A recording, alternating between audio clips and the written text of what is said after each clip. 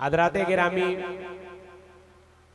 मुनासिब है कि बीच बीच में कुछ आपसे भी बातें हो जाए, इसलिए एक सवाल आपसे किया जाता है, जो उसका जवाब देगा उसको अंजुमन की तरफ से एक किताब दी जाएगी।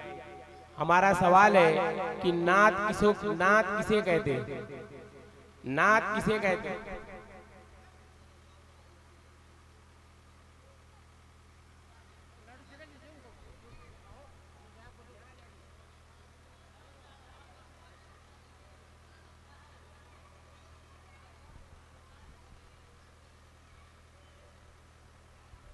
नबी सल्लल्लाहु अलैहि वसल्लम की तारीफ को नात कहते हैं।